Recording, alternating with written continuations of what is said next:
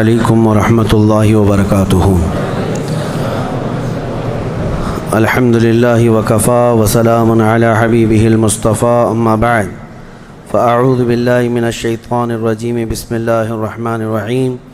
ان اللہ وملائکتہ یصلون علی النبی یا ایہا الذین آمنوا صلوا علیہ وسلموا تسلیما۔ اللہم صل علی سیدنا ومولانا محمد معدن الجود والکرم وآلہ واصحابہ الکرام وابنہ الکریم وبارک وسلم صلاۃ دائمۃ سرمدا ابدا بحمدہ تعالی وبکرم مصطفیٰ صلی اللہ تعالی علیہ وسلم۔ آج کی اس شب میں قرآن عظیم کے تقریباً 22 پارے مکمل ہو چکے ہیں۔ اللہ کریم بقیہ قرآن عظیم کو صحیح تجوید سے پڑھنے اور آپ کو سماعت کرنے کی توفیق عطا فرمائے۔ 22ویں پارے کے اخیر سے سورہ یاسین شریف کی شروعات ہوتی ہے، بس وہ 1-1.5 صفحہ باقی رہ گیا۔ انشاءاللہ العزیز یاسین مبارک کل مکمل تلاوت کی جائے گی۔ آج جیسے کہ آپ کو پتہ ہے، میں 2 دن تک آپ کے ہاں غیر حاضر تھا، اور اس درمیان 17 رمضان المبارک گزری، جس میں اسلام کی ایک عظیم تاریخ وابستہ ہے۔ 17 رمضان المبارک کو یوم الفرقان کہا جاتا ہے۔ یوم الفرقان اس کا ایک نام ہے، یعنی حق اور باطل کے درمیان فرق پیدا کرنے والا دن، جس دن اسلام کی ایک عظیم جنگ بدر واقع ہوئی تھی۔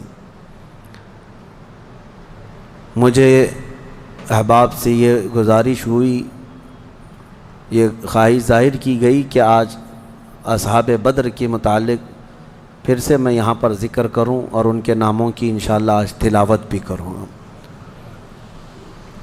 اس کی وجہ یہ ہے کہ ہمیں یہ ضروری ہے کہ ہمارے بچوں میں یہ عظیم تاریخوں کو منتقل کرتے رہیں۔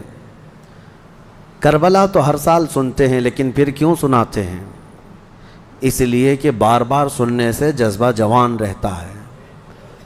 ہمارے بچوں کو یہ کہانیاں نہیں ہیں، بلکہ ان کے جذبوں کو جوان رکھنے اور حوصلوں کو بلند رکھنے والی یہ دوائیاں ہیں۔ جنگ بدر، جس کو 14 صدیاں گزر گئے لیکن ظالم کفار آج بھی بھول نہیں سکے۔ جنگ بدر کا ایک رخ پوری دنیا جانتی ہے، بلکہ سب چڑھ کر کے بیان بھی کرتے ہیں اس کو، یہ دشمنان اسلام۔ اس کا پس منظر کیا تھا، وہ کیوں ہوئی تھی، اس پر کوئی کلام نہیں کرتے، کیونکہ درد مرنے کا زیادہ ہوتا ہے، تو یہ مرے زیادہ تھے۔ اس میں 70 کافر مرے تھے اور 70 قیدی بن کر کے آئے تھے۔ پوری جنگ بدر میں ان کفار کو صرف یہی دکھتا ہے کہ 70 لوگوں کو مارا اور 70 کو پکڑ کر کے قیدی بنا لیا۔ پوری جنگ بدر میں یہی نظر آتا ہے۔ لیکن میرے عزیزو، اگر انصاف کی عینک رکھنے والا غور سے ان حالات کو پڑھے گا تو اس نتیجے کو پہنچے گا، اسلام میں یہ جتنی جنگیں ہوئیں جس میں حضور پاک صلی اللہ تعالیٰ علیہ وسلم تشریف لے گئے، اکثر کا تعلق ڈیفنس سے ہے، یہ ڈیفینسیو رہی ہیں۔ اب میں آپ کو ایک چیز بتاتا ہوں، کیونکہ جنگ بدر کے احوال بتانے سے پہلے اس کا پس منظر بتانا ضروری ہے کہ کیوں ہوئی۔ اچھا، یہ بھی میں آپ کو کلیئر بتا دوں کہ یہ پہلی جنگ نہیں ہے، جیسے کہ مشہور ہے نا جنگ بدر، اس سے پہلے بھی چھوٹی چھوٹی جنگیں ہوئی ہیں، لیکن جو بڑی جنگ جس میں مقابلہ ہوا اور جس میں اللہ نے روشن فتح عطا کی، وہ بدر کی جنگ ہے، 17 رمضان المبارک 2 ہجری کو۔ انشاءاللہ میں سیرت کے درس میں عرض کروں گا، جنگ بدر سے پہلے بھی 6 جنگیں ہوئی ہیں تقریباً، جس میں کچھ صحابہ گئے تھے، کچھ میں حضور بھی گئے تھے، کچھ میں ہلکی پھلکی مڑبھیڑ ہوئی اور کسی میں جنگ نہیں ہوئی، لیکن جو بڑی یعنی صف آرا ہو کر جنگ ہوئی تھی وہ جنگ بدر، یہی 17 رمضان المبارک والی، یہ پہلی ہے۔ جیسے کہ ایک بدر اولا بول کر کے ایک جنگ مشہور ہے، اور بدر ثانیہ اس کو کہتے ہیں، یہ 17 رمضان المبارک والی، میں اس کو انشاءاللہ سیرت کے بیان میں عرض کروں گا۔ آج اس پر ہم فوکس کرتے ہیں کہ کیوں ہوئی۔ 13 سال مکہ مکرمہ میں نبی پاک صلی اللہ تعالیٰ علیہ وسلم نے گزارے اعلان نبوت کے بعد۔ ویسے تو 53 سال آپ وہاں رہے، 13 سال اعلان نبوت کے بعد کیا کیا تکلیفیں نہیں اٹھائی. آپ نے سیرت کے درس میں بھی سنا ہوگا اس رسول محترم صلی اللہ تعالیٰ علیہ وسلم کو مارا بھی گیا، پیٹا بھی گیا، ان کے ساتھیوں کو طرح طرح کے عذابات دیے گئے. تاریخ آج محفوظ ہے لیکن ظالموں کو یہ نظر نہیں آتا آتنک کون پھیلایا ہوا تھا. یہی کفار تھے، یہ مشرکین تھے، یہ دہشت گرد تھے. مجھے بتاؤ، رسول پاک کے غلاموں کو سولی پر لٹکا کر ان کی ناک کاٹنا، ان کے کان کاٹنا، ان کے ناخنوں کو پکڑ سے کھینچنا، کیا یہ دہشت گردی نہیں ہے؟ حضور پاک صلی اللہ تعالیٰ علیہ وسلم کے چہیتے صحابی حضرت عمار بن یاسر کو انہوں نے آگ میں جلایا تھا. حضرت بلال حبشی کو تو روزانہ رسی پیر میں ڈال کر کھینچا جاتا تھا. حضرت عامر بن فہیرہ، حضرت ابو فقیہہ، حضرت خباب ابن الارت، حضرت خبیب ابن عدی، حضرت سیدہ سمیہ، ان کو تو گھوڑے کے پیروں میں باندھ کر کے شہید کر دیا گیا تھا. کیسے طرح طرح کے عذابات دیے تھے کفار مکہ نے. ایک دو نہیں ہے، ظلم کی ایک لمبی داستان ہے. اور پھر پلس اس پر نبی پاک صلی اللہ علیہ وسلم کو ان کے خاندان سمیت سوشل بائیکاٹ کر کے رکھنا. حضور نے 3 سال تک 2 پہاڑیوں کے بیچ کے درے میں گزارے ہیں، اور ایسے کہ پورے مکہ والے پہرا لگا کر بیٹھتے تھے 24 گھنٹے تک نگرانی کہ کوئی جا نہ پائے حضور تک، ان کے خاندان تک. ان دنوں میں نبی پاک صلی اللہ علیہ وسلم پتے کھاتے رہے اور چمڑوں کو ابال کر کے پانی میں وہ کھاتے رہے. 3 سال گزرے ہیں. جبکہ مشرکین مکہ میں سے ہی کچھ اہل خیرت جو تھے انہیں رحم آ گیا ان معاملات کو، اور انہوں نے یہ معاہدہ توڑا. وہ آ کر کے، کوئی دوسرے نہیں، صحابہ نے نہیں، جو کافر تھے انہی میں سے 10-12 لوگ، انہوں نے دیکھا اتنی تکلیف یہ ہم میں ہی سے تو ہیں، اور وہ بھی قریش خاندان جو ہم میں سے سب سے معزز خاندان ہے، اس کا ایسا بائیکاٹ کرنا کہ ان تک ایک چاول کا دانہ نہ پہنچے. یہ کیسی مصیبتیں ڈال کر رکھی گئیں اپنے بھائیوں پر. مشرکین نے خود یہ توڑا تھا معاہدہ، اور پھر ان کو ہر طرح کے سہولیات مہیا کر دی تھی حضور کے خاندان کو. یہ تکلیفیں 70 صحابہ مکہ چھوڑ کر کے حبشہ جا چکے تھے ہجرت کر کے. معمولی بات ہے، آپ کے محلے سے 4 لوگ جائیں کیا حالات ہوتے ہیں. یہ آج ظالم کتے جو ہے گھروں کے دروازوں پر زبردستی کا بورڈ لگا کر کے پلائن کرتے رہتے ہیں، ہاں، کہ یہاں سے محلہ خالی ہو رہا ہے مسلمانوں کی وجہ سے، ایک ہندو گھر یہاں سے شفٹ ہو رہا ہے، ہجرت کر رہے ہیں، مائیگریٹ کر رہے ہیں. یہ ناٹک ہے، کوئی چیز نہیں. کبھی تم نے تاریخ یہ بتائی کہ 70 صحابہ جو اپنا گھر بار سب چھوڑ کر، جس میں خود رسول اللہ کی بیٹی بھی ہے، حضرت رقیہ اور حضرت عثمان غنی، دونوں حضور کے داماد بھی، حضور کی بیٹی بھی ہیں، یہ حبشہ چلے گئے تھے ہجرت کر کے. حضور صلی اللہ علیہ وسلم کے خاندان کے کتنے لوگ، حضرت جعفر طیار مولا علی کرم اللہ وجہہ الکریم کے سگے بھائی ہیں. حضور پاک صلی اللہ علیہ وسلم کے خاندان کے کتنے لوگ نکل کے جا چکے تھے حبشہ میں، ایتھوپیا. عرب لوگ افریقہ میں جا کر کے رہ رہے ہیں. اور پھر اس کے 3 سال کے بعد حضور خود ہجرت کر کے چلے گئے مدینہ. تو حضور ہجرت کر کے گئے تو کیا اکیلے گئے؟ 1 سال نہیں گزرا تھا کہ مکہ میں جتنے مسلمان تھے سب کے سب ہجرت کر کے مدینے چلے گئے. مکہ والوں کو سکون سے رہنا چاہیے نا، بات ہو گئی نا. میں آپ کو بتا دوں، کفار و مشرکین کبھی کسی بات سے راضی نہیں ہوتے، اور نہ کبھی یہ سکون، ذہنی سکون ان کو نہیں حاصل ہو سکتا. تم اگر کوئی محلہ چھوڑ کر کے بھی چلے گئے تو تمہارے سے دشمنی ان کی کم نہیں ہوتی. جو دشمن ہے وہ دور بیٹھ کر کے ہی جلتا رہتا ہے کہ وہاں سکھ سے کیوں رہ رہے ہیں یہ لوگ، یہاں سکون سے کیوں رہ رہے ہیں لوگ. مدینے جب رسول پاک اور ان کے صحابہ گئے تو مکہ والوں کو تو جو معاملہ تھا ختم ہو گیا. جن سے تمہاری روزانہ لڑائی ہوتی تھی وہ جا چکے، نہ ان کے صحابہ ہیں نہ وہ رسول پاک وہاں پر ہیں. نہیں، اس کے باوجود ان کفار مکہ نے کیا کرنا شروع کیا، 10 لوگ 15 لوگ 20 لوگ کبھی جتھا بنا کر کے مدینے تک جاتے تھے. رات کے وقت وہاں کے مسلمانوں کے باغیچے کھجوروں کے جلا کے آ جاتے، اور کبھی اگر 2-4 صحابہ مسلمان باہر نظر آتے تو ان کو پکڑ کر پیٹتے تھے، مارتے تھے. کہاں پر؟ مدینے میں جا کر.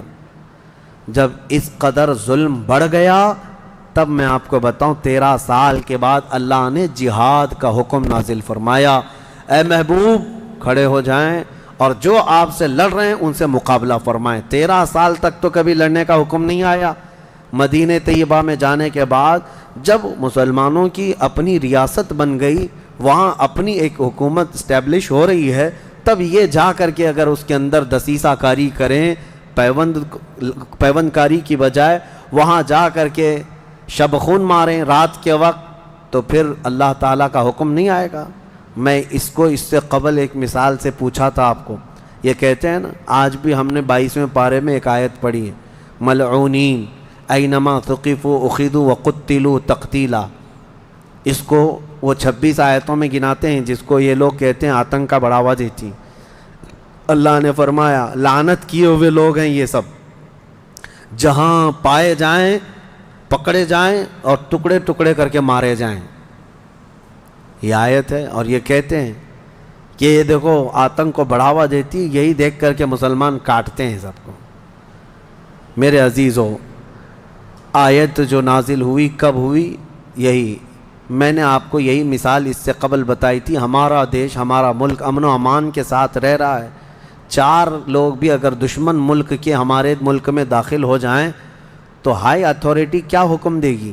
سپریم کورٹ ہو یا وزارت داخلہ، ہوم منسٹری ہو یا کوئی بھی ڈپارٹمنٹ کے لوگ کیا حکم دیں گے؟ یہ 4 دشمن جہاں پائے جائیں ان کو پکڑو اور مار دو۔ پولیس کو تو آن دا اسپاٹ شوٹ کرنے کا حکم ہوگا، انکاؤنٹر کر دیں ان کا۔ کیوں؟ ہمارے ملک کا نقصان کر سکتے ہیں۔ یہی بات تھی مدینے میں جا کر کے جب مکہ کے کفار نقصان کر رہے تھے، صحابہ کو مار رہے تھے، حکم آیا کہ اب ان کے ساتھ نرمی نہیں، اب ان کے ساتھ لڑو اور اپنی جان کی حفاظت کرو۔ آج ہر ملک اتنا ڈیفنس کا اختیار رکھتا ضرور ہے، جاؤ گھس کر کے دکھاؤ کسی ملک میں، بغیر ویزے کے جائیں گے تو پکڑ کر کے مار ڈالیں گے، بارڈر کراس کرو تو شوٹ کر دیں گے، جبکہ چوری کرنے کی نیت نہ ہو تب بھی۔ لیکن اسلام جو مارنے آ رہے تھے ان کو مارنے کا حکم دیا۔ اب سنو بدر کیوں ہوئی تھی؟ مسئلہ یہ تھا، دوسری ہجری تھی، مکہ مکرمہ میں قافلہ تجارت کا قافلہ ملک شام جا رہا تھا۔ اچھا، اب شام کا جو لوکیشن ہے وہ مدینے کے پاس سے ہو کر گزرتا ہے، راستہ ایک شاہراہ ہے، یعنی جس کو کہتے ہیں ہائی وے، سب سے بڑا انٹرنیشنل ہائی وے اس زمانے کا، وہ مدینے کے پاس سے گزرتا تھا۔ تو ملک شام تجارت کے لیے جو جانے والے ہوتے تھے مکہ سے، وہ اسی راستے سے جاتے، مدینے کے پاس سے قریب سے گزرتا، قریب کا مطلب بہت قریب بھی نہیں۔ تو نبی پاک صلی اللہ علیہ وسلم نے فرمایا جب تک ہمارا مکہ والوں سے امن کا ایگریمنٹ نہ ہو جائے، معاہدہ نہ ہو جائے، ہم ان کا ہر راستہ بھی روکیں گے، ہم ان کا راستہ بھی روکیں گے۔ ہوتا ہے یا نہیں؟ اگر آپ کا کسی دوسرے سے جھگڑا ہو جائے تو آپ آس پاس کے راستے بھی بلاک کر دیں گے کہ دشمن ادھر کے راستوں کو بھی استعمال نہ کرے۔ یہی معاملہ تھا۔ حاج جو ہے دنیا کو میں بتاؤں، یہ راستہ روکنے والی بات کو بھی میں بتاتا ہوں۔ کہتے ہیں کہ مکہ والے تجارت کے لیے ملک شام جا رہے تھے تو ان کا راستہ روکنے کا کیا حق تھا؟ مدینے والوں کو کیا حق تھا؟ آج مجھے بتاؤ، جس ملک سے تمہاری دشمنی ہو جائے کیا وہ اپنا فلائی زون تمہیں یوز کرنے دے گا؟ تمہارا پلین بھی اڑ کے جا سکے گا اس ملک کے اوپر سے؟ سعودی نے تو ابھی بین کر رکھا تھا قطر کو، اس کا نہ پلین اترتا نہ ہی ہوائی اسپیس استعمال کر سکتا تھا۔ قطر جو ہے کوئی چیز استعمال نہیں کر سکتا۔ ان کی آپسی دشمنی میں جب یہ راستے بند کر سکتے ہیں، آپسی دشمنی تھی یہ، کون سی اسلام اور کفر کی دشمنی؟ اسی طرح سے ایران پر جو پابندیاں ہیں، ایران کا ایک جہاز جس سے اس کے سفارتی تعلقات نہیں، کیا وہ اسرائیل کے اوپر سے اڑ سکتا ہے؟ نہیں اڑ سکتا۔ راستے تو آج بھی ان لوگوں نے بند کر رکھے ہیں، ایک دوسرے کی تجارت کے، ٹریڈنگ پابندیاں آج بھی چلتی ہیں۔ 1400 سال پہلے جب نبی پاک صلی اللہ علیہ وسلم نے صرف ان کا راستہ روکنے کی بات کی تو آج یہ پوری دنیا کے جو ماڈرن اپنے آپ کو کہتے ہیں اور بہت زیادہ ویل ایجوکیٹڈ سمجھتے ہیں، ان کے پیٹ میں درد ہونے لگتا ہے کہ یہ کیسا راستہ روکنے والا کیا سسٹم تھا۔ راستہ روکنے والا وہی سسٹم تھا جو آج تمہارا باپ روکتا ہے، امریکہ۔ جس طرح سے لوگوں کے اوپر تجارت کی پابندیاں لگاتا ہے، جس طرح سے ہائی ڈیوٹی کسٹم لگا کر کے لوگوں کی اکنامک کو گراتا ہے، یہ تو وہی سسٹم ہے نا. لیکن نبی پاک صلی اللہ علیہ وسلم نے ایسا نہیں کیا تھا. صحابہ کرام کو مدینے سے کہا کہ دیکھو اگر ان کا قافلہ تجارت کا شام جا رہا ہے تو ہم جائیں گے، راستہ روکیں گے. حضور اپنے صحابہ کو لے کر نکل پڑے. یہ 17 رمضان جنگ بدر کی بات نہیں کر رہا ہوں، اس سے پہلے کی بات کر رہا ہوں. 6 مہینے پہلے حضور گئے، چند مہینے پہلے یا چند دن پہلے، ایگزیکٹ نہیں کہہ رہا ہوں. تو ابو سفیان قافلہ تجارت کا جو لے کر جا رہا تھا وہ سپہ سالار یا امیر قافلہ تھا. اس کو خبر ہو گئی کہ نبی پاک صلی اللہ تعالیٰ علیہ وسلم اپنے صحابہ کے ساتھ میرا راستہ روکنے آئے ہیں، تو راستہ کاٹ لیا اور ملک شام دوسرے راستے سے پہنچ گیا. حضور پاک صلی اللہ علیہ وسلم کو نہیں ملا. حضور واپس مدینے آ گئے. کئی دن گزرے، ملک شام میں اس نے تجارت کی، خوب نفع کمایا اور واپس مکہ تو جانا تھا. تو مکہ جب جانے لگا تو پھر میرے آقا کو خبر آئی. نبی پاک صلی اللہ علیہ وسلم نے پھر صحابہ سے کہا کہ چلو پھر سے اس کا راستہ روکتے ہیں. پھر گئے، لیکن اس بار ابو سفیان پھر خبر پا کر کے دوسرے راستے سے چلا گیا مکہ. لیکن مکہ پہلے ہی ابو سفیان نے قاصد بھیج دیا تھا، کہا تھا کہ محمد اور ان کے ساتھی تمہاری تجارت کو لوٹ لیں گے، ختم کر ڈالیں گے، قافلہ تمہارے ہاتھ نہیں آئے گا، تم ہماری مدد کے لیے آؤ. یہ قاصد مکہ جیسے ہی پہنچا وہاں کھلبلی مچ گئی. سب جمع ہو گئے جتنے خاندان تھے کہ ہمارا بھی مال ہے، ہمارا بھی مال ہے. اور ابو جہل تو بھڑکا رہا تھا، خوب بھڑکا رہا تھا. سب کو جمع کر لیا. لیکن اتفاق ایسا کہ وہ مکہ والوں کے نکلنے سے پہلے ابو سفیان اپنی تجارت کا قافلہ صحیح سلامت مکہ لے کر پہنچ گئے. بات ختم ہو گئی، تجارت کا قافلہ آ گیا. جو سمجھ بوجھ والے تھے انہوں نے خیر منائی، کہا کہ چلو ہمارا مال پہنچ گیا، اب ضرورت نہیں جانے کی. لیکن ابو جہل کسی بات پر خاموش نہیں تھا. کہا کہ نہیں، ہم محمد اور ان کے ساتھیوں کو مزہ چکھائیں گے کہ انہوں نے روکنے کی کوشش کیوں کی. اگر آج ہم ان کا مقابلہ نہیں کریں گے تو آگے ہماری تجارت کے لیے بڑے مسئلے پیدا ہو جائیں گے. اور اس کے بعد سب کو بھڑکاتا رہا. کتنے بہت سارے چھوڑ کر چلے گئے، لیکن پھر بھی ابو جہل کے بہکاوے میں جتنے آئے وہ 1000 کی تعداد میں تھے. اور وہ لوگ پورے ہتھیار سے لیس ہو کر ساز و سامان سب لے کر کے نکل پڑے مدینے آنے کے لیے، کہ مدینے جا کر کے ان کا سب اینٹ سے اینٹ بجا کر کے آئیں گے. اب نبی پاک صلی اللہ علیہ وسلم راستے میں نہیں تھے. 2 بار گئے اور واپس آئے، قافلہ روکنے کے لیے واپس آئے. لیکن جیسے ہی حضور کو یہ خبر ہو گئی کہ وہ لوگ مدینے پر حملہ کرنے کے لیے نکل رہے ہیں، اصل وجہ سن لیجئے بدر کی اصل وجہ. جب وہ لوگ 1000 کی تعداد میں مکہ سے نکل چکے تھے اور میرے آقا کو یہ خبر مل گئی، مخبر نے آ کر بتایا کہ جنگ کی تیاری سے مدینے کے اوپر حملہ آور ہونے کے لیے نکلے ہیں مکہ کے لوگ. اب نبی پاک صلی اللہ علیہ وسلم نے صحابہ سے فرمایا کہ ان کو مدینے پہنچنے مت دینا. اگر مدینے آ گئے تو مدینے کو توڑ پھوڑ کریں گے، شہر میں داخل ہوں گے، جنگ ہوگی تو کچھ نہ کچھ گھر ٹوٹیں گے، کسی کی آبادی اجڑے گی، کچھ نہ کچھ نقصان ہوگا. لہذا ہم خود مدینے سے باہر نکلتے ہیں. نبی پاک صلی اللہ علیہ وسلم اب اس ارادے سے اپنے صحابہ سمیت باہر نکلے. اس میں تعداد مختلف روایات کے مطابق 313 314 315 319 اور ایک میں 360 اصحاب بدر کی تعداد پہ الگ الگ روایات ہیں. 313 صحابہ کی روایت بہت سارے محدثین نے روایت کی ہے، اور 360 کی بھی روایت ہے، 360 لوگ بھی تھے. بہرحال وہ اس طور پر کہ بچے دوسرے لوگ سب ملا کر کے کسی نے شمار کیا اور کسی نے صرف خالص جنگ کرنے والوں کو شمار کیا. اس میں سارے بڑے بڑے اجلہ صحابہ ہیں، سیدنا ابو بکر صدیق، سیدنا عمر فاروق، سیدنا حیدر کرار، علی مرتضیٰ رضی اللہ تعالیٰ عنہ، دیگر اصحاب. ہاں، حضرت عثمان غنی رضی اللہ تعالیٰ عنہ اس میں شامل نہیں تھے. اس کی وجہ یہ تھی کہ حضور صلی اللہ علیہ وسلم کی بیٹی حضرت رقیہ بیمار تھیں، مدینے میں تھی. نبی پاک صلی اللہ تعالیٰ علیہ وسلم نے حضرت عثمان سے کہا کہ تم اپنی اہلیہ میری بیٹی کی تیمارداری میں رہو، تمہیں بدر میں شریک ہونے کا برابر ثواب دیا جائے گا. حضرت عثمان غنی مدینے میں تھے. اسی وجہ سے آج بھی اصحاب بدر کے ناموں کی جب تلاوت ہوتی ہے نا تو حضرت عثمان کا نام بھی اس میں آتا ہے. وہ اگرچہ جنگ میں گئے نہیں تھے لیکن اسمائے بدر میں ان کا نام شامل ہے.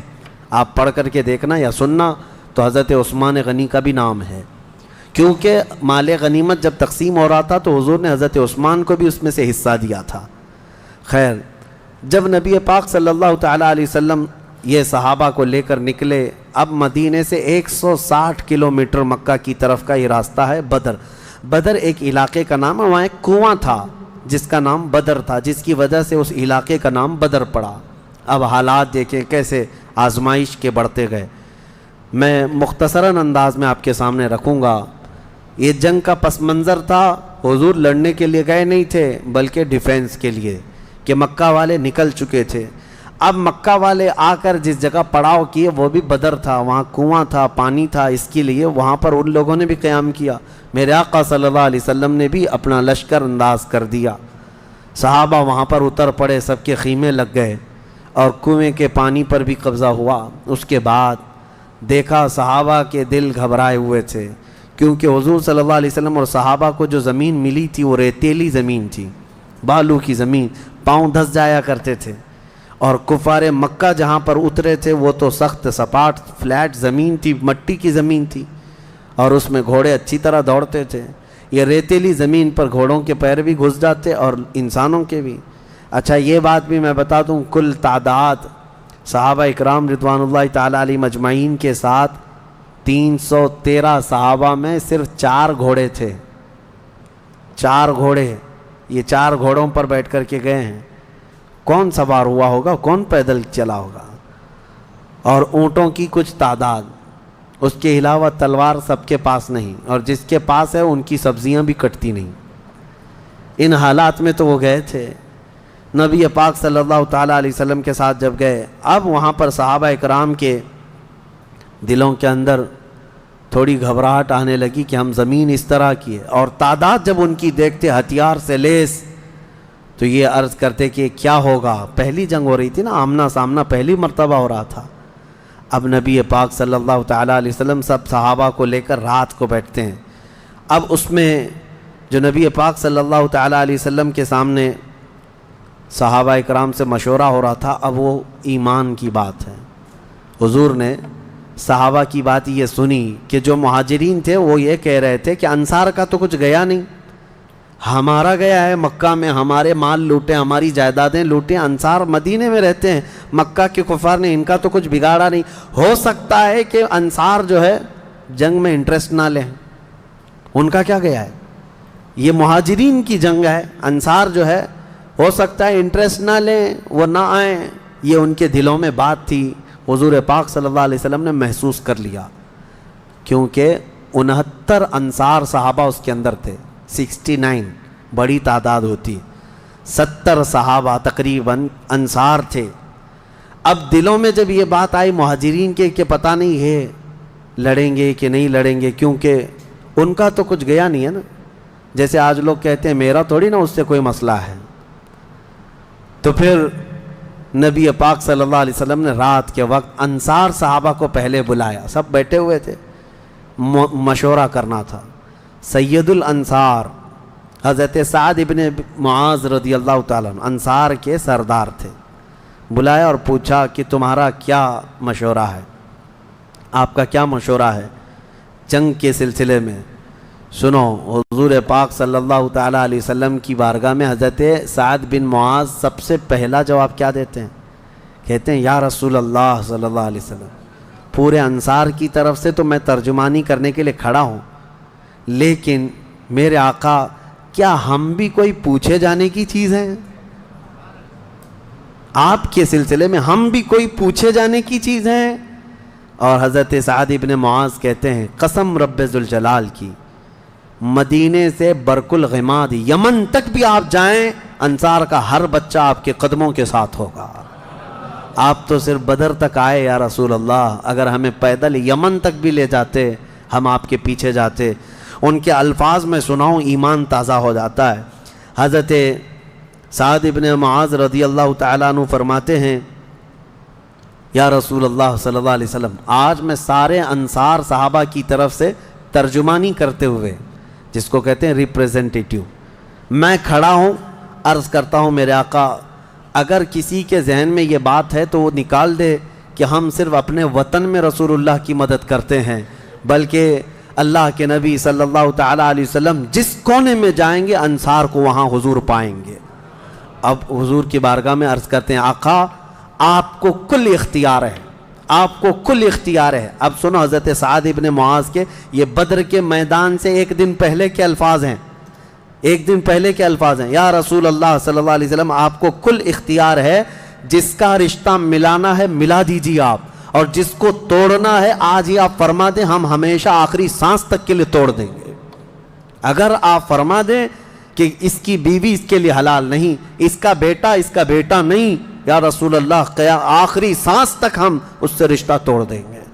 یہ بدر میں جانے سے پہلے حضرت سعد ابن معاذ کہتے ہیں جس کا رشتہ آپ ملانا چاہیں میرے آقا ملا دیں، اور جس کا ختم کرنا چاہتے ہیں توڑ دیں، اور جس کو موجودہ حالات میں رکھنا چاہتے ہیں میرے آقا پسند فرما لیں، اور ہمارے مال آپ کے لیے حاضر ہیں یا رسول اللہ، اور ہمارے جس قدر منشا ہو قبول فرمائیں۔ ہاں حضرت سعد ابن معاذ کہتے ہیں ہمارے پاس جو کچھ بھی ہے یا رسول اللہ یہ ہمارا مال حاضر ہے۔ اب یہ دیکھو ادب کے الفاظ، حاضر ہے یا رسول اللہ، جتنا آپ کو چاہیے ہمارا پورا مال قبول کر لیں اور جتنا چاہے چھوڑ دیں، اور قسم رب ذوالجلال کی جو آپ نے چھوڑ دیا وہ دنیا کی سب سے بری چیز ہے ہمارے لیے، جو آپ نے قبول کیا وہ ہمارے لیے سب سے عمدہ چیز ہے۔ یہ بدر کے میدان میں حضرت سعد ابن معاذ رضی اللہ تعالیٰ عنہ کی تقریر چل رہی ہے، اور اس کے بعد حضور پاک صلی اللہ تعالیٰ علیہ وسلم کی بارگاہ میں یہ کہتے ہیں یا رسول اللہ قسم اس رب ذوالجلال کی جس نے آپ کو سچی نبوت کے ساتھ بھیجا، اللہ کی قسم اگر آپ ہمیں حکم دیں سمندر کو چیر کر نکل جانا ہے، رب ذوالجلال کی قسم یا رسول اللہ انصار کا ہر بچہ سمندر میں کود پڑے گا۔ یہ بدر سے پہلے کی تقریر۔ اب ان کی تقریر سن کر حضور بڑے خوش ہوئے، میرے آقا صلی اللہ تعالیٰ علیہ وسلم نہایت ہی خوشی کا اظہار فرماتے ہیں، اور اس کے بعد پھر حضرت مقداد بن اسود ایک صحابی ہیں کھڑے ہوتے ہیں، پوچھا یا رسول اللہ صلی اللہ علیہ وسلم آپ صحابہ سے مشورہ لے رہے ہیں کس بات کا؟ کہا جنگ ہونا چاہیے نہیں ہونا چاہیے؟ حضرت مقداد بن اسود کہتے ہیں یا رسول اللہ ہم بنی اسرائیل نہیں ہیں جنہوں نے موسیٰ علیہ السلام سے کہا تھا اے موسیٰ آپ اور آپ کا خدا جائیے قوم جبارین سے لڑیے، ہم یہاں بیٹھ کے دیکھیں گے۔ نہیں یا رسول اللہ ہم امت محمدیہ ہیں، جہاں میرے آقا کا پسینہ گرے گا ہم سب کا خون کا قطرہ وہاں گرے گا، جب تک ہمارے جسم میں آخری قطرہ بھی خون کا باقی ہے ہم میں سے کوئی پلٹنے کا تصور بھی نہیں کرتا۔ یہ رسول پاک صلی اللہ علیہ وسلم کے چہیتے صحابہ کی تقریریں تھیں، سب کے جذبے جوان تھے، کوئی لوٹنا نہیں چاہتا کوئی پلٹنا نہیں چاہتا۔ اب صحابہ کو باہر کر کے حضور خیمے میں چلے گئے۔ اب سنو حضور پاک صلی اللہ تعالیٰ علیہ وسلم جیسی ہی خیمے میں گئے جہاں آج مسجد عریش بنی ہے، اس کو عریش کہا جاتا حضور کے خیمے کو، حضور سجدے میں گر گئے۔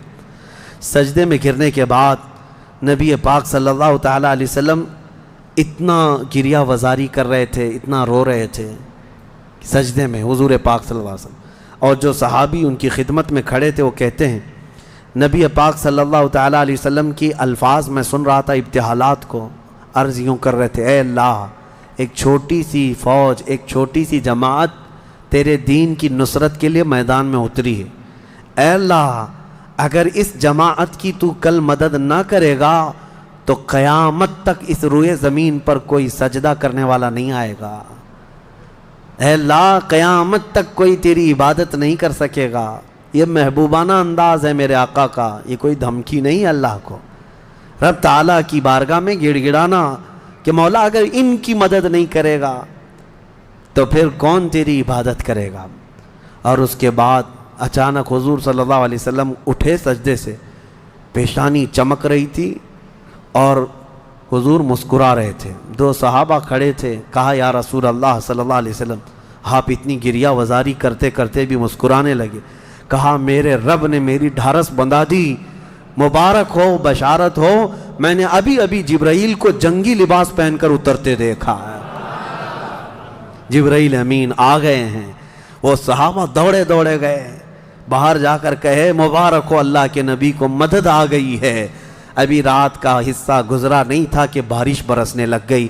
میرے آقا نے فرمایا میرے صحابہ اللہ کی دوسری مدد آ گئی۔ صحابہ نے پوچھا یہ کیسے؟ کہا جاؤ میدان میں دیکھو، ریت کی زمین پر بارش ہوئی تھی تو ریت پوری جمع ہو گئی، مضبوط ہو گئی، اور کافروں کی زمین پر بارش برسی تو کیچڑ ہو گیا، ان کے پیر پھسلنے لگ گئے، ان کے گھوڑے بدکنے لگ گئے، اور صحابہ کے پیر ریت میں بالکل مضبوط جم کر رہ گئے۔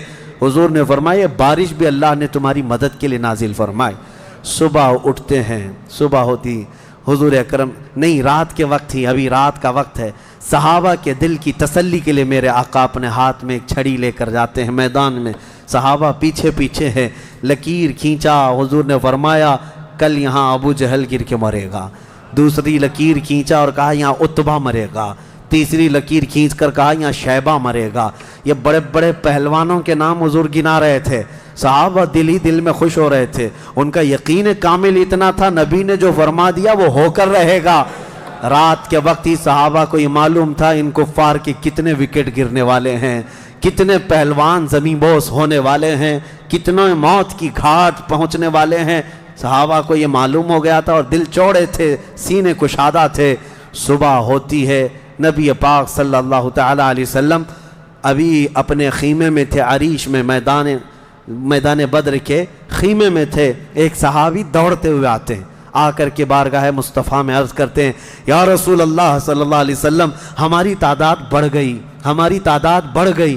حضور پاک صلی اللہ علیہ وسلم سے وہ کہہ رہے ہیں پہلے کافروں کی تعداد اتنی زیادہ تھی، 1000 کی تعداد، صحابہ دیکھتے گھبرا جاتے، اور اس پر وہ کمینے کیا کر رہے تھے؟ رات بھر ناچ رہے تھے، گانے گا رہے تھے، کباب بھون رہے تھے، اور نعرے لگا رہے تھے جیت ہماری، جیت ہماری، جیت ہماری، جیت ہماری۔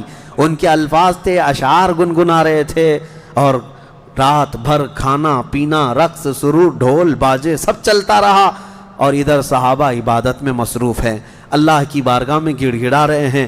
اور صبح جب ہوئی تو ایک صحابی دوڑتے ہوئے آئے، کہا میرے آقا ہماری تعداد بڑھ گئی ہے، 313 نکلے تھے لیکن میدان میں اب بہت زیادہ ہو گئے ہیں ہم لوگ۔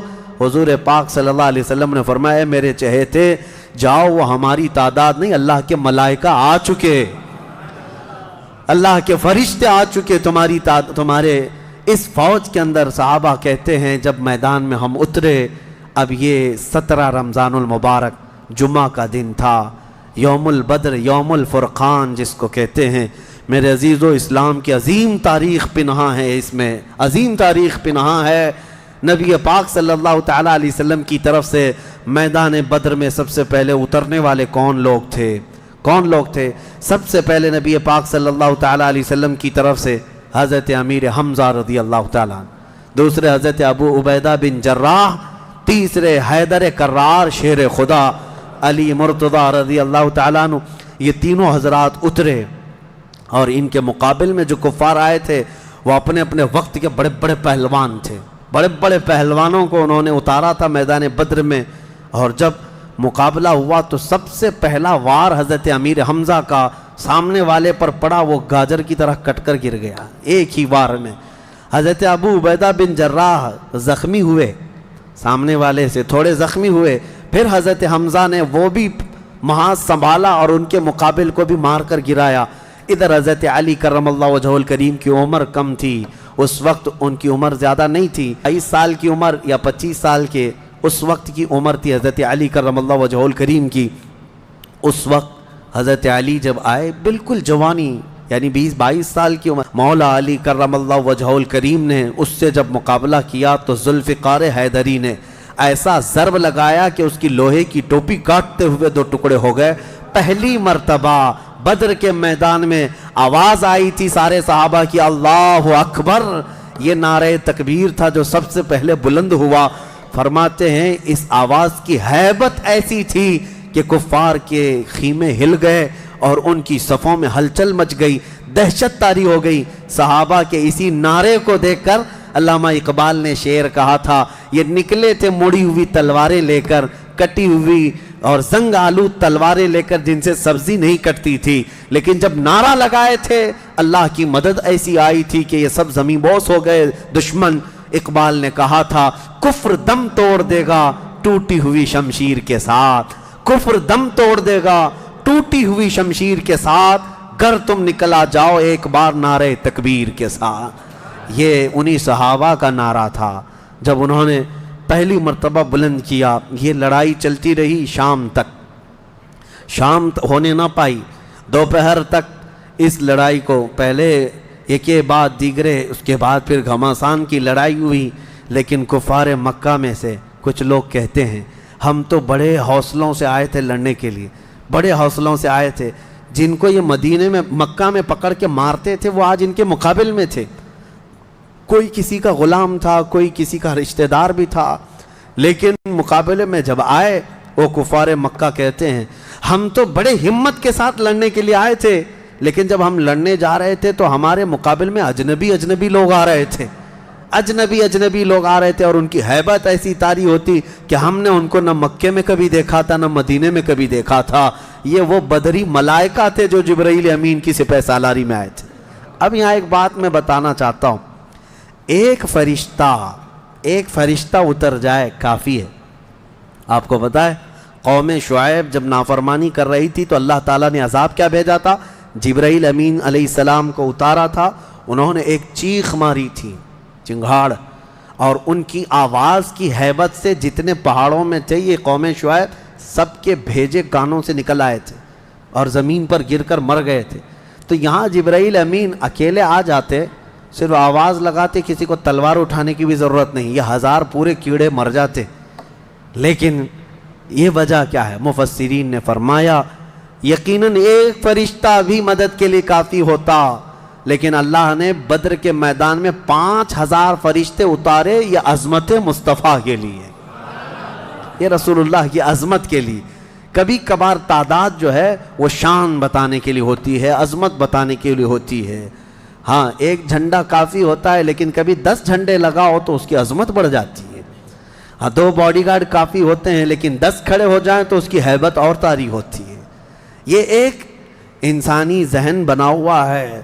اللہ تبارک و تعالیٰ نے اپنے محبوب کی عظمت شان کی وجہ سے 5000 ملائکہ کو اتارا۔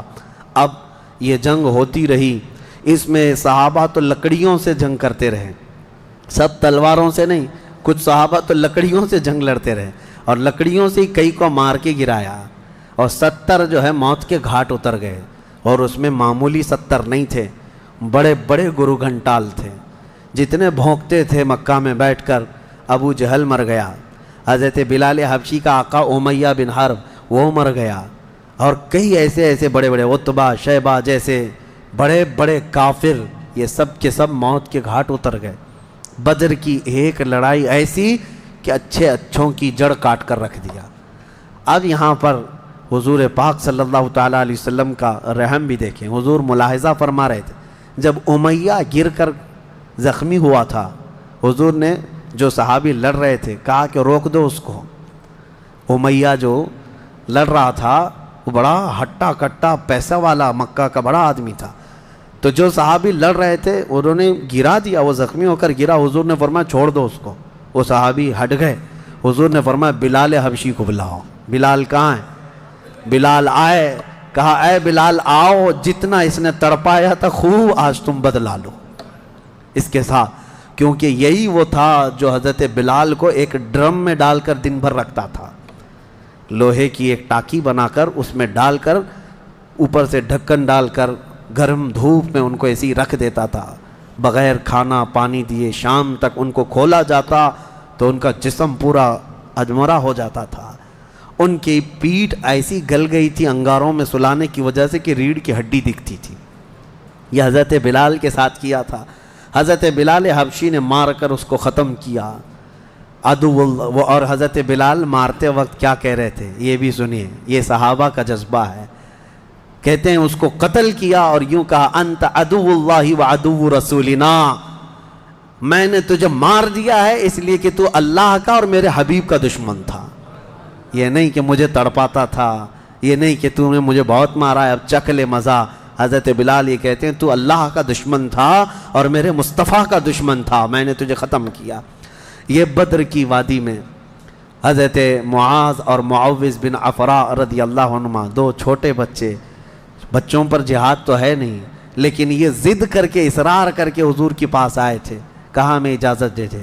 میرے آقا نے ان کو اجازت دی تو یہ جنگ میں شریک ہوئے۔ حضرت عبد الرحمن بن عوف کہتے ہیں صاحب بڑے بڑے صحابہ، جنگ کے میدان میں نفسا نفسی کا عالم ہوتا ہے، اپنا ڈیفنس کرنا ضروری ہوتا ہے، کہاں سے تیر آئے کہاں سے تلوار آئے، لیکن یہ دو بچے اس طرح سے میدان میں ہیں کہ حضرت عبد الرحمن بن عوف سے کہتے ہیں چچا ہمیں ایک بات بتائیے، ابو جہل کس کا نام ہے؟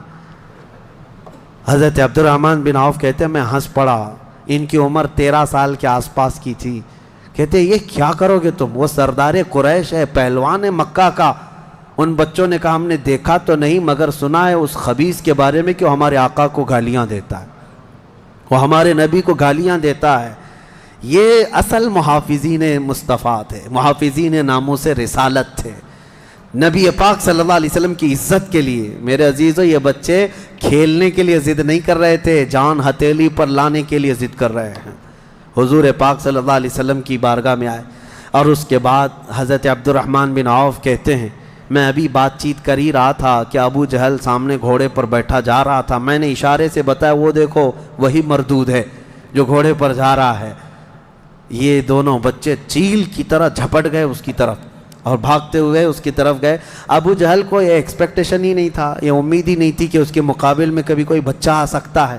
غرور و تکبر میں ہمیشہ وہ سوچتا تھا بڑے بڑوں سے ہی لڑنا ہے ہم کو، اور دیکھا تو چھوٹے بچے آئے، ایک بچے نے گھوڑے کی ٹانگ پر تلوار ماری، ابو جہل نیچے گر گیا، گھوڑا بھی گرا وہ بھی گرا، اور جیسے ہی گرا دونوں اس کے سینے پر چڑھ کر بیٹھ گئے، سینے پر چڑھ کر بیٹھ گئے اور گردن پر تلوار رکھی۔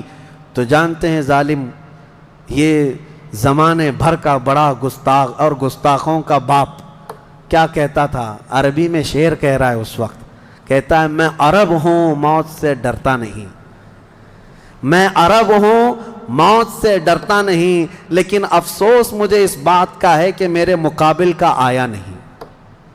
اس کو افسوس یہ ہے کہ مجھے کوئی پہلوان نے مارا نہیں، مجھے چھوٹے بچے مار رہے ہیں۔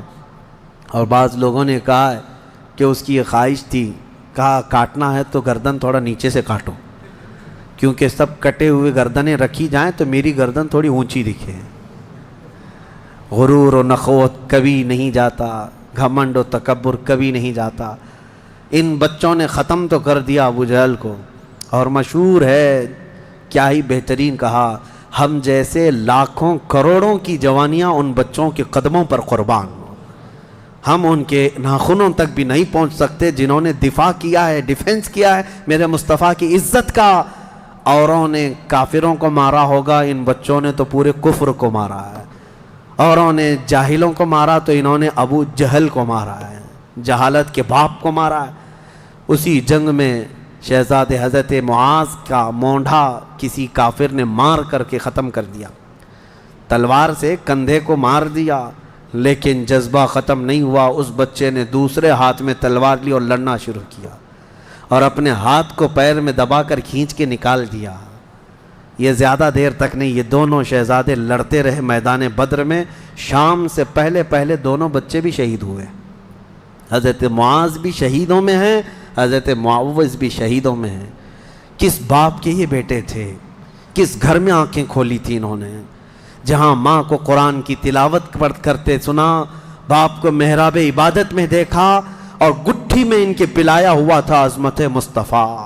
سب سے پہلی چیز ہے میرے عزیزو، یہ جان دے چکے میدان میں۔ نبی پاک صلی اللہ علیہ وسلم شام کے وقت جنگ کا پانسا کیسے پلٹا، یہ صحابہ ایسے گھستے چلے گئے ان کے صفوں میں کہ وہ ہیبت سے بھاگنے پر مجبور ہو گئے۔ مکہ کے کفار جتنے بھی تھے سب کے سب اپنا ساز و سامان چھوڑ کر میدان سے بھاگنے لگ گئے۔ وہاں پر اپنے مویشی چھوڑا، اپنے بہت سارے چھوڑا، یہاں تک کہ 70 قیدی پکڑ میں آئے اور 70 مارے جا چکے تھے، 140، اور صحابہ میں 13 شہید تھے، 1 زخمی تھے۔ 13 شہید ہوئے، 1 زخمی تھے حضرت عبیدہ بن حارث، وہ بھی راستے میں جا کر شہید ہوئے۔ تو جنگ بدر کے ٹوٹل شہید 14 ہیں، باقی وہ 70 اور 140 پورے ٹوٹل یعنی قیدی ملا کر۔ شام کے وقت اب سنو میرے آقا صلی اللہ علیہ وسلم کا معجزہ۔ صحابہ کہتے ہیں حضور نکلے، میدان میں آئے، سب کافروں کی لاشیں ایک جگہ کھینچ کر لا کر گڑھے میں ڈال دی گئیں، لیکن لاشیں دیکھنے کے لیے حضور میدان میں جا رہے تھے. صحابہ کہتے ہیں قسم خدا کی ہم نے دیکھا حضور نے جس کے لیے جو دائرہ کھینچا تھا وہ کافر وہیں گر کے مرا تھا, ایک بال بھی باہر نہیں تھا. حضور نے جس کے لیے لکیر کھینچا تھا وہ کافر اسی میں گر کر مرا ہوا تھا. حضور نے جو نشان بنایا تھا ابو جہل وہیں مرا ہوا تھا, عتبہ وہیں مرا ہوا تھا, شیبہ وہیں مرا ہوا تھا. آج کے منافقین کے لیے بھی یہ درس ہے. یہ دیکھیں جنگ بدر کی تاریخ کو, نبی پاک صلی اللہ علیہ وسلم ایک دن پہلے یہ بتا رہے ہیں کہ کون کہاں مرے گا, اور یہ ابھی تک اس بحث میں ہے کہ پیٹھ پیچھے کا علم نہیں, دیوار پیچھے کا علم نہیں, یا اپنے جیسا نبی کو بھی قیاس کرتے ہیں. اللہ ہدایت عطا فرمائے. اب شام کے وقت سارے وہ لاشوں کو لا کر ایک گڑھے میں جمع کر دیا, اور جو مسلمان صحابہ تھے ان کی لاشیں جمع کی گئیں اور ان کو عزت کے ساتھ احترام کے ساتھ اسی بدر کے میدان کے قریب دفن کر دیا گیا. اور کافروں کی لاشوں کے پاس کھڑے ہو کر حضور نے پھر ایک خطبہ دیا. خطبہ دے رہے تھے اور اس میں حضور صلی اللہ علیہ وسلم یہ فرما رہے تھے, اے لوگو ہمارے رب نے جو ہم سے وعدہ کیا تھا وہ پورا کر دکھایا اللہ نے. بتاؤ تمہارا خدا جو تم سے کوئی وعدہ کیا تھا کیا تم کو بھی پورا کر دیا؟ کیا تم نے موت کے بعد وہ چیز پا لی جس کے لیے تم لڑتے تھے؟ صحابہ پوچھنے لگے یا رسول اللہ صلی اللہ علیہ وسلم آپ یہ کس کو سنا رہے ہیں؟ یہ مرے ہوئے کفار کو. حضور نے فرمایا یہ تم سے بھی زیادہ سنتے ہیں, مرنے کے بعد وہ تم سے بھی زیادہ سنتے ہیں. اسی لیے حضور پاک صلی اللہ علیہ وسلم نے فرمایا کہ مردہ لوگوں کی باتیں تو چھوڑیں, چلنے والوں کے پیر کے چپل کے نیچے جو آواز آتی ہے وہ بھی مردہ سنتا ہے, اس کے کان بڑھ جاتے ہیں. اب مجھے بتاؤ میرے عزیزو, بدر میں مارے گئے ہوئے غلیظ قسم کے کافر جب باتیں سن سکتے ہیں تو اللہ کے اولیاء اپنی قبروں میں کیوں نہیں سنتے؟ انبیاء کرام اور اولیاء کرام اپنی قبروں میں نہیں سنتے؟ ہم جاتے ہیں اور اسی یقین کے ساتھ جاتے ہیں کہ وہ قبروں میں ہماری باتوں کو سنتے بھی ہیں, اور اللہ نے ان کو تصرف اور اختیار دیا ہو تو ہمارے حق میں اللہ کی بارگاہ میں سفارش بھی کرتے ہیں. یہ ہے جنگ بدر. اس کا خلاصہ یہی ہے کہ وہ اگرچہ 313 نہتے تھے لیکن یقین کامل تھا. اسی کو اقبال نے کہا ہے, یقین محکم عمل پہ ہم, جہاد محبت فاتح عالم, جہاد زندگانی میں ہیں یہ مردوں کی شمشیریں. کہ یہ وہ صحابہ تھے, ان کے بارے میں وہ کہتے ہیں اللہ کے شیروں کو آتی نہیں روبائی, اللہ کے شیروں کو آتی نہیں روبائی. یہ لومڑی کی طرح نہیں رہتے بلکہ ان کا عزم حوصلہ بڑا جوان تھا, اور میدان میں اترے تھے تو نہ یہ تلواروں کے بھروسے آئے تھے نہ ہاتھی گھوڑوں کے بھروسے آئے تھے, بلکہ ان صحابہ کا صرف یقین یہ تھا اللہ ہمارے ساتھ ہے, رسول ہمارے ساتھ ہے. اے مومنوں, آج اس بدر کی تاریخ کے بعد میں آپ سے بھی یہی کہنا چاہوں گا, آج جتنے بھی ابو جہل ناچ رہے ہوں ان کو ناچنے دو اور پکار کر کہو ان اللہ معنا, بے شک اللہ ہمارے ساتھ ہے, بے شک اللہ ہمارے ساتھ ہے. آزمائش ہوگی, امتحان ہوگا, کچھ تو مریں گے کچھ تو کٹیں گے, لیکن غلبہ حق کا ہی ہوگا. حل الحق یعلو ولا یعلی علیہ, فرمایا گیا حق ہمیشہ بلند ہو کر رہے گا, اس کے اوپر کوئی غالب نہیں آئے گا. ہو سکتا ہے صدیوں تک اس کو کوئی پکڑ کر کے رکھے, حق کو گرفتار کر کے رکھے, لیکن کبھی بھی وہ اس طرح نیست و نابود نہیں کیا جائے گا. قیامت تک حق کو بلند ہونا ہے. اللہ کریم ہم سب کو حق جماعت کے ساتھ زندہ رکھے اور ہمیں غلبہ اسلام کا وہ سنہرا دور عطا فرمائے جب ہم دیکھیں ہمارے ہر گھر سے آواز آئے لبیک یا لبیک یا لبیک یا. آؤ آج کی اس بدر کی تاریخ کے بعد ہماری بزرگوں کی یہ عادت کریمہ رہی ہے کہ انہوں نے اصحاب بدر رضوان اللہ تعالی علیہ مجمعین کے ناموں کی تلاوت کو حرز جاں بنا کر رکھا ہے کہ بزرگوں نے فرمایا یہ 313 صحابہ کے ناموں میں اتنی تاثیر ہے کہ جو ان کے ناموں کی تلاوت کرتا ہے اللہ تعالیٰ اس کی کوئی دعا رد نہیں فرماتا. کئی حکایتیں حضرت دوانی رحمۃ اللہ علیہ, حضرت دارانی رحمۃ اللہ علیہ, انہوں نے کئی حکایتیں نقل فرمائی ہیں. فرماتے ہیں کہ पिछले ज़माने में कई ऐसे हालात देखने को आए जिन्होंने अस्माए बद्र रिज़वानुल्लाह अलैहिम अजमाइन की तिलावतें की हैं, वो रास्ते में डाकुओं से महफूज रहे। एक साहब थे, वो तिजारत पर जा रहे थे और बीच रास्ते में समंदर में डाकुओं की कश्तियाँ आईं इसकी तिजारत के काफ़िले को लूटने के लिए, और ये अपनी कश्ती में अस्माए बद्र यानी बदरी सहाबा के नाम अपने पास रखा और तिलावत करता रहा। रात के वक्त कई जगह से डाकुओं ने हमला किया, तो ये अकेला था। कहता है मेरे पीछे से अचानक एक फ़ौज आई और फिर वो अचानक उन डाकुओं से लड़ने लगी। इतना लड़ी कि वो सब डाकुओं को मार कर ख़त्म किया। पूरा पानी खून से लाल लाल था। मैं पढ़ कर के देखा कि ये कौन है, मदद के लिए आए हैं। पलट करके मैंने पूछा, आई हुई जमात ने कहा जिनके नामों की तो तिलावत कर रहा है, हम वही असहाबे बदर है, रसूलुल्लाह सल्लल्लाहु ताला अलैहि वसल्लम के साथी हैं। अल्लाह ने हमें तसर्रुफ़ दिया है।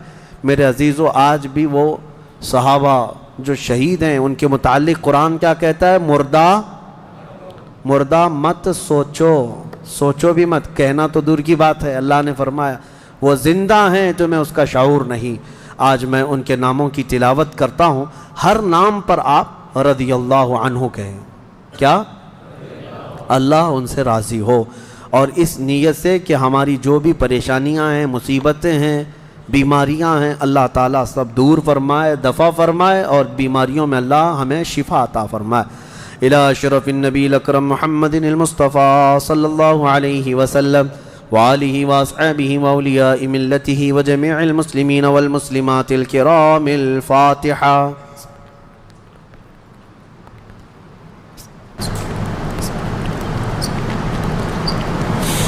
अल्लाहुम्मा सल्लि सलातन कामिलतन व सल्लिम सलामन ताम्मा अला नबील्लज़ी तनअल्लु बिहिल उक़द व तनफ़रिजु बिहिल कुरब व तुक़ज़ा बिहिल हवाइज व तुनालु बिहिर रग़ाइब व हुस्नुल ख़वातिम व युस्तस्क़ल ग़मामु बिवजहिहिल करीम व अला आलिहि व सहबिहि फ़ी कुल्लि लम्हतिन व नफ़सिन बिअददि कुल्लि मालूमिन लक।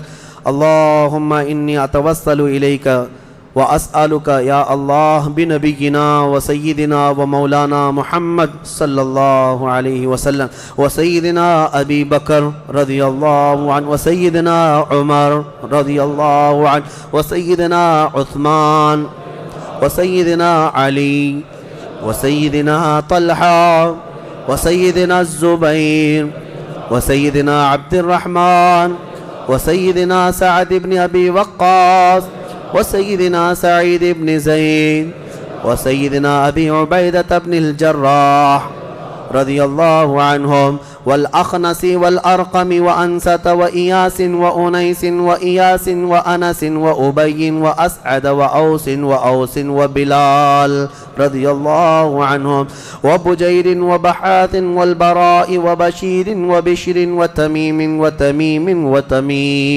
रज़ियल्लाहु अन्हुम व सक़फ़ व थअलबत व थाबित व थाबित व थाबित व थाबित व थाबित व थअलबत व थअलबा रज़ियल्लाहु अन्हुम व जबर व जाबिर व जुबैर व जाबिर व जब्बार व हमज़त व आतिब वल हुसैन والعارث والعارث والعارث والعارث والعارث والعارث والعارث والعارث والعارث وعارثة والعارث وعرين والعباب وعبيب وحرام وحمزة رضي الله عنهم وبخالد وخباب وخباب وخنيس وخريم وخولي وخواد وخداش وخراش وخارجة وخلاد وخلاد وخلاد وخلاد وخالد وخليد وخليفة وخبيب وذي الشمالين وذكوان وربيعة وربعي ورفاعة ورافع ورافع ورافع ورافع ورافع ورفاعة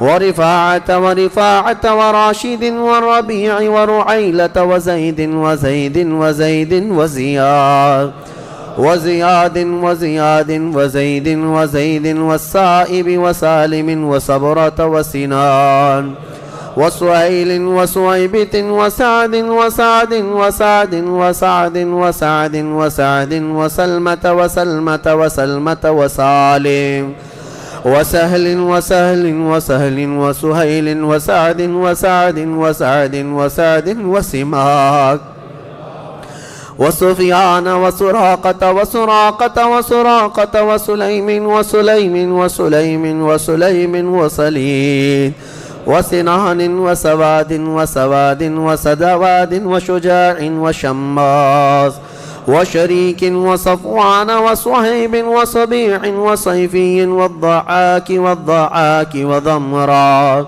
وطليب والطفيل والطفيل والطفيل رضي الله عنهم وبعاقل وعبيدة وعمير وعبد الله وعبد الله وعبد الله وعبد الله وعبد الله وعبد الله رضي الله عنهم وعياض وعثمان وعقبة وعقبة وعكاشة وعامر وعامر وعامر وعمر وعمر وعمر وعمر وعمر وعامر وعمارة وعويم وعباد وعبيد وعبيد وعبيد وعبد الرحمن وعبد الله وعبد الله وعبد الله وعبد الله وعبد الله وعاصم وعاصم وعاصم وعوف وعوف وعمير وعمير وعمير وعمارة وعمارة وعبيد وعبد ربة وعبدة وعبد الله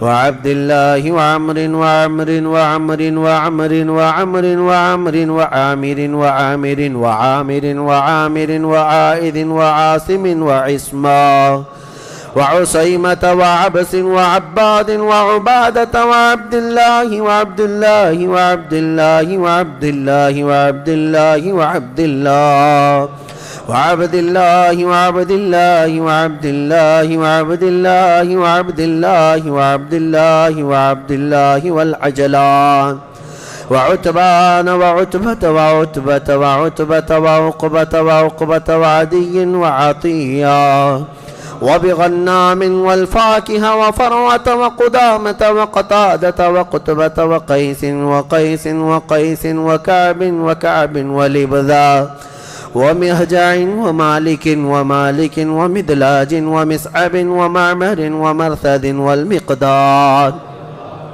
ومستاح ومسعود ومسعود ومعرز ومعتب ومعن ومبشر ومحمد والمنذر ومالك ومالك ومعن ومعتب ومعتب ومسعود ومعوذ ومعوذ ومعاذ ومعاذ ومعاذ ومعاذ ومعاذ ومالك ومالك ومالك ومالك ومسعود ومسعود ومسعود ومسعود والمجذر ومعبد ومعبد ومعقل والمنذر ومحرر ومليل ونضر والنعمان والنعمان والنعمان والنعمان والنعمان والنعمان والنعيمان ونوفل وبواقد ووهب ووهب ووديعة وودقة وهانئ وهبيل وهلال ويزيد ويزيد ويزيد ويزيد ويزيد ويزيد وأبي سنان وأبي مرثد وأبي مخشي وأبي كبشا وأبي سلمة وأبي صبرة وأبي حذيفة وأبي عقيل وأبي الهيثم وأبي مليل وأبي لبابا وأبي حنة وأبي حبة وأبي ضياع وأبي شيخ وأبي دجانة وأبي طلحة وأبي الأعور وأبي أيوب وأبي حبيب وأبي قيس وأبي خلاد وأبي خارجة وأبي صرمة وأبي خزيمة وأبي قتادة وأبي داود وأبي سليط وأبي حسن وأبي اليسر وأبي مسعود رضي الله عنهم أجمعين وبسائر الصحابة والتابعين رضوان الله عليهم أجمعين. الفاتحة.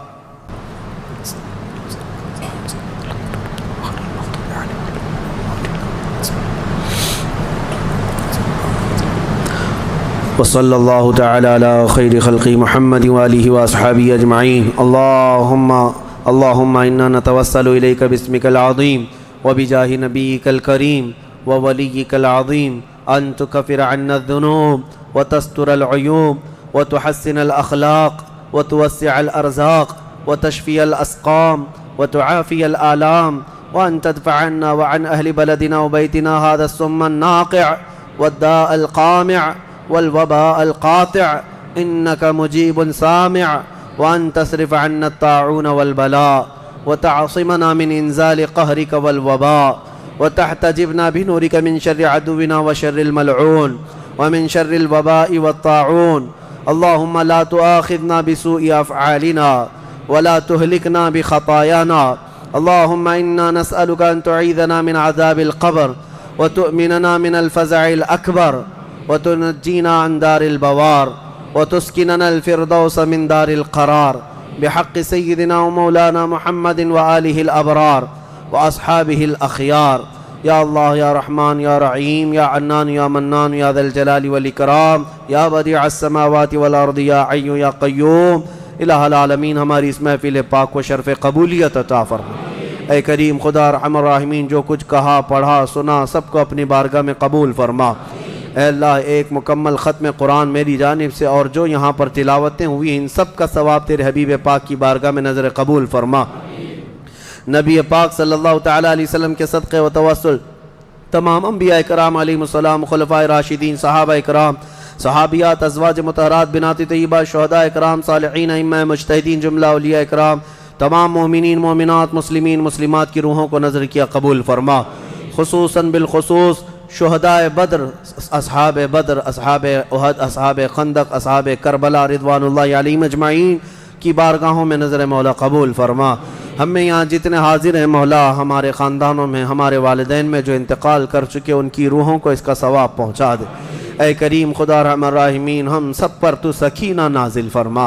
اے اللہ، ہم سب پر تو اطمینان اور سرور و قلب عطا فرما۔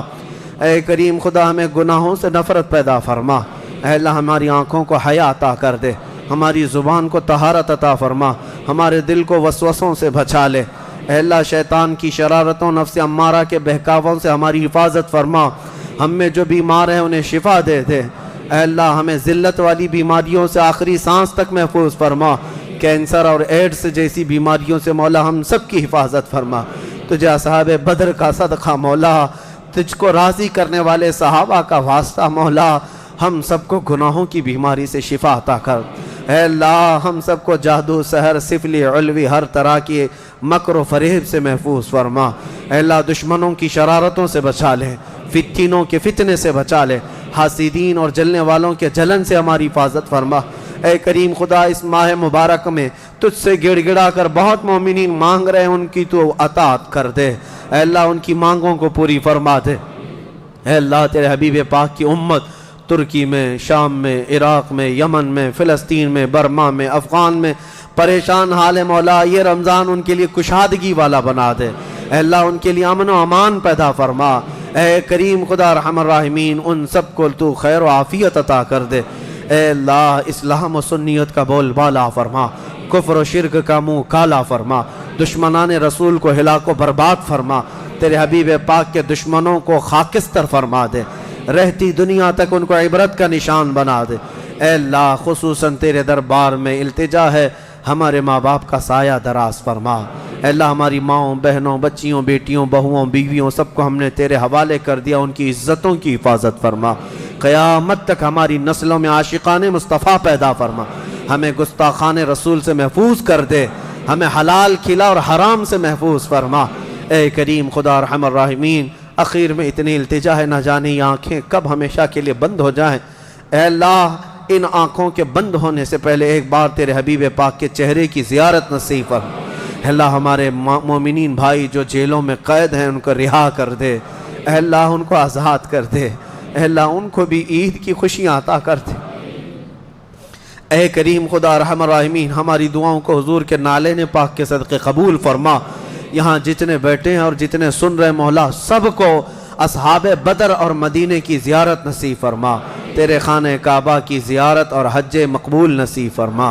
ان اللہ وملائکتہ یصلون علی النبی یا ایہا الذین آمنوا صلوا علیہ وسلموا تسلیما۔ اللہ سلام اللہ على طه رسول الله صلاة الله سلام الله على ياسين حبيب الله توسلنا ببسم الله وبالهادي رسول الله وكل مجاهد لله وأهل البدر يا الله صلاة الله سلام الله رسول الله صلاة الله سلام الله على ياسين حبيب إلهي سلم الأمة من الآفات والنقمة ومن هم ومن غمة بأهل البدر يا الله صلاة الله سلام الله على طه رسول الله صلاة الله سلام الله على ياسين إلهي نجنا واكشف جميع أذية واصرف مكائد العدا والطوف بأهل البدر يا الله إلهي نفس الكربا عن العاصين والعطبا وكل بلية ووبا بأهل البدر يا الله صلاة الله سلام الله على طه رسول الله صلاة الله سلام الله فكم من حمية حصلت وكم من ذلة فصلت وكم من نعمة وصلت بأهل البدر يا الله وكم أغنيت ذا العسر وكم أوليت ذا الفقر وكم عافيت ذا الوزر بأهل البدر يا الله صلاة الله سلام الله على طه رسول الله صلاة الله سلام الله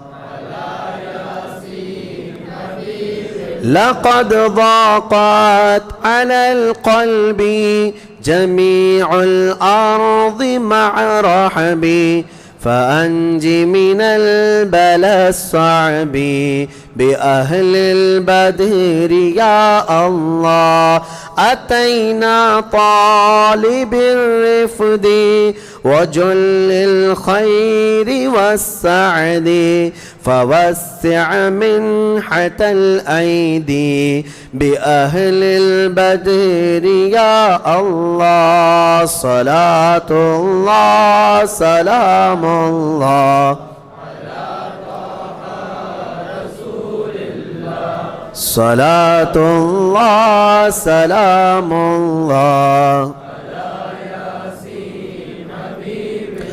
وإن تردد فمن نأتي لنيل جميع حاجاتي أيا جال الملمات بأهل البدر يا الله فلا تردد مع الخيبة بل اجعلنا على الطيبة أيا ذا العز والهيبة بأهل البدر يا الله صلاة الله سلام الله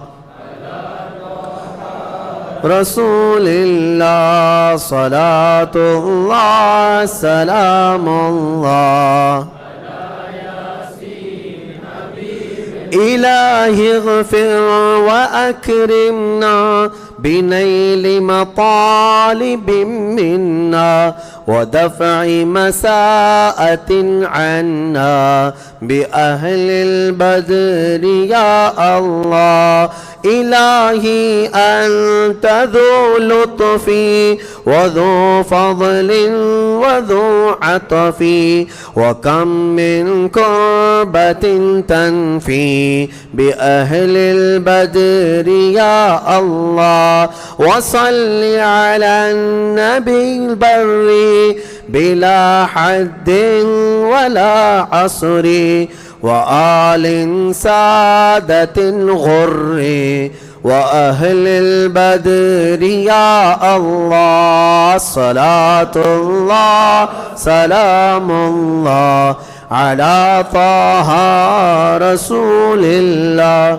صلاة الله سلام الله على یاسین حبیب اللہ.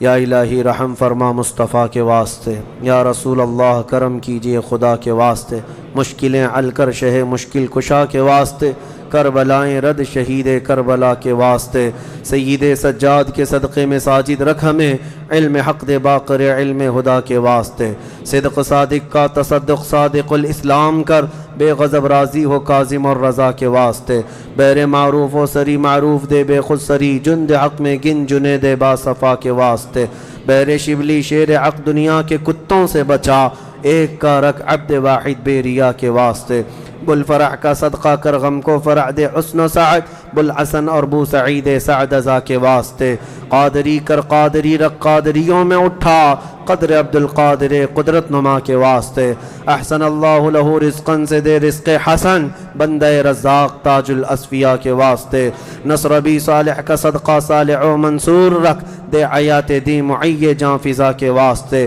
طور عرفان و علو و حمد و حسنہ و بہا دے علی موسیٰ حسن احمد بہا کے واسطے، بحر ابراہیم ہم پر نار غم گلزار کر، بھیک دے داتا بھکاری بادشاہ کے واسطے، خانہ دل کو زیادہ روئے ایمان کو جمال، شہزیہ مولا جمال الاولیاء کے واسطے، دین و دنیا کی ہمیں برکات دے برکات سے، عشق حق دے عشق یہ عشق انتما کے واسطے، حب اہل بیت دے آل محمد کے لیے کر شہید عشق حمزہ پیشوا کے واسطے، دل کو اچھا تن کو ستھرا جان کو پر نور کر، اچھے پیارے شمس دین بدر العلا کے واسطے، دو جہاں میں خادم آل رسول اللہ کر، حضرت آل رسول مقتدیٰ کے واسطے، دے محمد کے لیے روزی کر احمد کے لیے خان فضل اللہ سے حصہ گدا کے واسطے، دین و دنیا کی ہمیں برکات دے برکات سے، عشق حق دے عشق یہ عشق انتما کے واسطے، حب اہل بیت دے آل محمد کے لیے کر شہید عشق حمزہ پیشوا کے واسطے، دل کو اچھا تن کو ستھرا جان کو پر نور کر، اچھے پیارے شمس دین بدر العلا کے واسطے، دو جہاں میں خادم آل رسول اللہ کر، حضرت آل رسول مقتدیٰ کے واسطے، نور جان و نور ایمان نور قبر و حشر دے بلحسین احمد نوری لقا کے واسطے، کر عطا احمد رضائے احمد مرسل ہمیں، میرے مولا سیدی احمد رضا کے واسطے، حامد محمود حماد احمد کر مجھے، میرے آقا سیدی حامد رضا کے واسطے، سایہ جملہ مشائخ یا خدا ہم پر رہے، رحم فرما آل رحمہ مصطفیٰ کے واسطے، یا خدا اختر رضا کو چرخ پر اسلام کے رکھ درخشاں ہر گھڑی اپنی رضا کے واسطے، صدقہ ان آیاں کا دے چھے عین عز و علم و عمل، عفو عرفاں عافیت ہم سب گدا کے واسطے، ان اللہ و ملائکتہ یصلون علی النبی یا ایہا الذین آمنوا صلوا علیہ وسلموا تسلیما، اللهم صل على سيدنا محمد معدن الجود والكرم وآله وأصحابه الكرام وابنه الكريم وبارك وسلم، دعواهم فيها سبحانك اللهم وتحيتهم فيها سلام، وآخر دعواهم أن الحمد لله رب العالمين۔ جب دمیں واپسی ہو یا اللہ، جب دمیں واپسی ہو یا اللہ، لب پہ جاری ہو بس لا الہ الا اللہ محمد رسول۔